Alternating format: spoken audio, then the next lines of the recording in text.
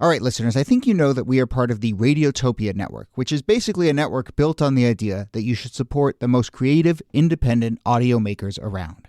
No one, and I mean no one, embodies the Radiotopia ethos more than Benjamin Walker and his show Theory of Everything. Benjamin, who I've known for a long time, has been making beautiful, personal, sprawling audio documentaries for decades that help us understand the very strange world we live in. And now he has a new series called Not All Propaganda is Art. The new series goes back to the 1950s when Western security agencies like the CIA paid artists, writers, and intellectuals to fight the cultural Cold War. The CIA funds were free. I mean, no one was told what to say. Gloria Steinem, activist who sees the CIA as a sort of enlightened pal or rich uncle, there is another viewpoint. Look, if you're listening to this show, I know you like secret histories. I know you like a mix of culture and politics and shadowy figures. So what are you waiting for? Not All Propaganda is Art from Benjamin Walker. You can find it now wherever you listen or at theoryofeverythingpodcast.com. Hello and welcome to This Day in Esoteric Political History from Radiotopia. My name is Jody Avergan. This day, May 19th, 1967, the Tennessee legislature finally, after decades, repeals the Butler Act, the law on their books that had banned the teaching of evolution in public schools. If you know anything about the Butler Act, it's probably in the context of way back in the mid-1920s when it first passed and first was tested in the courts in what has come to be known as the Scopes monkey trial, or just the monkey trial. And that was the trial in which a teacher, John Scopes, was brought on trial for violating this act and teaching evolution. And then we got that famous trial in which William Jennings Bryan argued on behalf of the prosecution and Clarence Darrow defended evolution and Darwin. And it was effectively a very high-profile debate about Darwin versus the Bible, but lots of other things in that stew as well, which we will get to. And that was 1925. The law is on the books until 1967, and that is what we are marking here today. We will get into all of this, though, with, as always, Nicole Hemmer of Columbia and Kellie Carter-Jackson of Wellesley. Hello there. Hello, Jody. Hey there. So I just rattled off a bunch of, I think, fairly well-known names, John Scopes and Clarence Darrow and William Jennings Bryan, and H.L. Mencken's in there too as the reporter who was covering the Scopes trial. And, you know, there was that movie Inherit the Wind, which I want to bring up a name that people probably don't know, which is related in 1967 to what we're talking about here.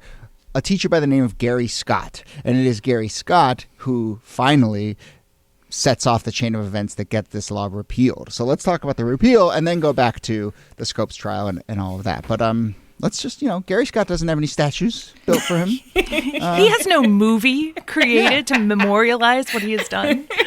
But Gary Scott was a science teacher in Tennessee, and he is teaching evolution, as you do, because it's science, in 1967, and he's dismissed. He loses his job for violating the act, and he's shocked by this. He didn't actually realize he was in contravention to the law, so he causes a ruckus. He gets reinstated, but he also files a lawsuit against the law, and that leads the Tennessee legislature to finally repeal it. I think one of the things that people maybe forget about the Scopes trial, if they know a lot about it, is that even though Darrow is lionized for the case that he makes in defense of evolution, Scopes loses the case and the law remains on the books. And so it's still there in 1967 for poor Gary Scott.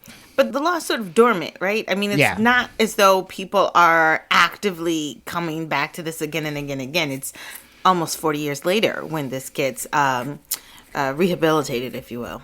Yeah, I mean, in the wake of the Scopes trial, I think it's like, $100 fine that Scopes has to pay. And then no teacher was ever arrested for violating the Butler Act. And then in 67, we get this moment. So, I'm of two minds here. Part of me is like, this law goes on the books. And then, no one pays it much mind and it disappears, which I think is a good lesson for a lot of these sort of echoes that we have today around some of these laws that are going in on the books. So I'm like, there's a lesson there of stuff just fades away when it's no longer politically expedient or whatever. But then I'm also like, but this guy got dismissed in 1967, right? Like that happened. And so, I'm sort of two minds that, like, on the one hand, a law is a political act and the execution of it doesn't matter to a lot of people who actually pass it. And on the other hand, if it's still on the books, it's still on the books. And at some point, someone could say, here's a law, and you crossed it. And also, even if people aren't being prosecuted, it has consequences. So when the law first goes into effect, the required textbooks in Tennessee classrooms involve lessons on evolution. But over time, because those textbooks are in violation of the law, they get changed so that they sort of work their way around this prohibition. So there is a consequence for having this law in the books, even if it's not being regularly enforced. And the sort of chilling effect, which is a much harder thing to quantify. But, I think that certainly is a big part of a lot of this. And frankly, I would say probably some of what's the intended effect of a lot of these kinds of laws built around moral panics or whatever is not just let's get a law in the books. It's more let's send a clear message. And oftentimes I think these fights are also about different issues than evolution or the teaching of creationism. So when we go back to the 1920s, the fight about Darwinism was really about the fight over the expansion of compulsory schooling in rural America. So, Governor PA at the time believed that if we were teaching evolution in schools, that rural families would keep their kids home, or that they would homeschool and they would not send their kids to public school. And he didn't want that happening. And so it was easier to remove these barriers than it was to sort of have these other larger fights about schooling. And kind of as evidence of that point, it was, as we're talking about the Butler Act, it was Tennessee House of Representatives member John Butler, who represented a rural district. He was himself a parishioner of the Primitive Baptist Church. He drafts this bill and he says, 99% of the people in my district do not think that evolution happened the way scientists claim it happened. So why would we teach our children about this thing that we don't even believe in? And so he drafts this bill, and Governor PA could have obstructed it. He was a far more progressive Democrat. He was somebody who was really invested in public schoolings. He was invested in science. But like you're saying, Kellie, he wanted these schools to be accepted. He wanted to expand compulsory schooling throughout the state. And he understood that the only way to do that was to give a little to the rural and religious interests that would have otherwise opposed it. And I also wonder, is this, maybe I'm just wondering out loud, but this moment of the 60s, this is a post-Brown v. Board moment in which you get the rise of charter schools and private schools. And I wonder, too, if part of the leaving of public schools or going out to the suburbs or going to Catholic schools is also about this moment of, it's being able to control, how science is taught in your children's class. It's not just about Black kids sitting next to white kids in the classroom. It's also about this religious element of what ideas are going to be inculcated in my child's curriculum, and I want to have control over that. We're going to the Christian school or the Catholic school or the charter school that allows these things. Yeah, even though segregation academies predate this Supreme Court ruling in 1962, the Supreme Court bans mandatory prayer in public schools, and that is part of the flight that you're talking about in the 60s. Yeah. I think, that continues to this day. All these conversations about curriculum and so forth, I think at some fundamental level, they are also fights about public schooling versus private schooling versus religious schooling. And I think it doesn't really get talked about as explicitly as it should be. All right, back into the 1920s then, the Scopes trial, because I think we painted this really interesting, complicated and maybe backwards political picture here of a governor who I think is trying to do a noble thing of advancing public education and then recognizing the reality on the ground. And, I guess there's one way to say, this person, this governor is coddling a constituency, but also I think just weighing, this complicated political stew does not make it into the movie, right? The movie is a very clear kind of righteous, backwards, Bible-thumping versus, righteous lawyer defending Darwinism and then a reporter from New York who comes down, So as we start to make the list of that didn't make it into the movie, that's one of them, certainly, this interesting political skim. But, there's also all sorts of other stuff about the Scopes trial that I think people just has been glossed over through history, including Scopes himself, who was thought of as, this righteous teacher, in the way that we just described in the 60s, Gary Scott, as sort of someone who really was taking a stand. Scopes Not so much. Kind of gets dragged into this and kind of maybe even wasn't teaching evolution to begin with. I mean, it's really kind of like, there's not the sort of big lionized figure at first that he ends up being in the public imagination. So he's teaching the basic curriculum, and within the textbook, there's an aspect that talks about, evolution. And so it's covered fairly quickly. There's not a whole lot of time that's spent on the subject. But again, this becomes a moment in which, when this trial is taking place, he has to emphasize the fact that he is really doubled down on teaching this. And so he secretly coaches the students into basically saying hey, I want you to really play up the fact that we have talked about this in class, and then coaches them on all right, when you get asked this, say this or say that, which is, right. It's absurd. But again, that's part of the theatrics that you don't see. And the reason that he's coaching them is he wants this to be a test case about teaching evolution in school. So he is approached by a group of boosters in Dayton, Tennessee, who want to both put this law on trial and also draw attention to the town.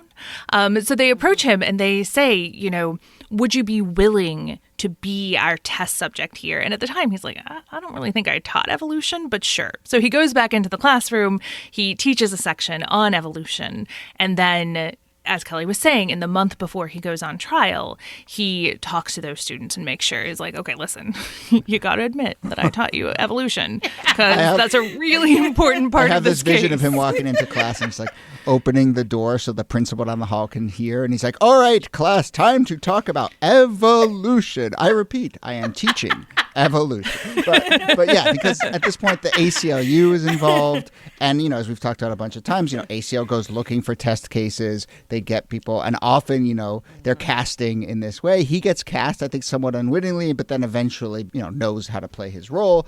And, I mean, maybe this is where it really is a movie, but, the casting of this is just from top to bottom, right? Including, as you said, Niki, the town itself. It's not this really epic big battle came crashing down on this sleepy little town. The town is very much this trial will put us on the map. And, they're advertising. All PR is good PR. Yeah, exactly. And that's right. The hotels in town are sold out and people are coming there and it's this big thing. And they're playing up, they're cuddling all the national reporters and the national press. So obviously there's big stuff being discussed here. Again, I just keep thinking about some of these things that we're seeing play out now within schools and around religion and so forth. The grandstanding and the political expediency is just there, top to bottom, basically on everyone's. The political theater that is there, literal theater that is on display is quite remarkable. And to reiterate a note that we said earlier, as we're seeing in some of these bills that are getting sort of drafted in the heat of this political moment right now, and then rushed through and passed, and people don't even know what's in them.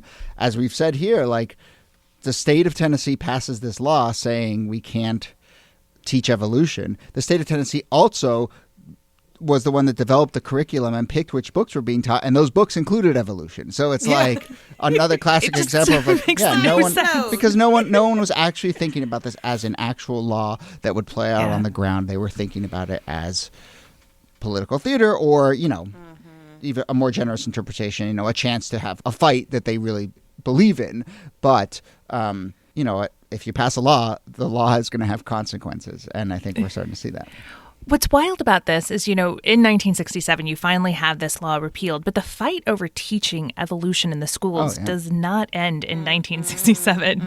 So Tennessee has a law that requires textbooks to include biblical creationism. That's struck down in 75. There are other laws in deep South states like Arkansas and Louisiana, struck down in 82 and 87. Pennsylvania requires the teaching of intelligent design, which is kind of a pseudoscientific response to evolution, struck down in 2005. That's yesterday. I mean, this was a raging debate during the Bush administration about whether you can teach intelligent design in schools and whether or not you have to teach evolution, or if you can just, as they say, teach the controversy. So this is, I think sometimes we think about the Scopes trial and this fight over evolution as this kind of backwards, oh my gosh, can you believe these rubes in 1920s Tennessee? Right. But they're in Pennsylvania, not a deep South state, in the 2000s. Yeah, for sure. This fight is also ongoing because in 2017, Dayton erected a Clarence Darrow statue to go with the Bryan one. There was a lot of pushback from the locals who didn't like the quote-unquote atheist statue in their town. Which, I'm like, you had a William Jennings Bryan statue. I mean, I know he's a very significant political figure, but, in this particular case, in this town, he was the one who was arguing against evolution, and you had a statue there until 2017, and you didn't think to either take it down or put up another statue. But I know. Yeah, there you go. I guess that got lost in a lot of the other statue fights that were bubbling in at that time. Right. But look, I haven't Googled what Gary Scott looks like. I'm sure he's statue worthy. Let's put a statue of that guy up next to that one. At least a plaque. A plaque. Get the man a plaque. But all right, that brings us to the end of the episode. Nicole Hemmer, thanks to you as always. Thanks, Jody. And Kellie Carter-Jackson, thanks to you. My pleasure.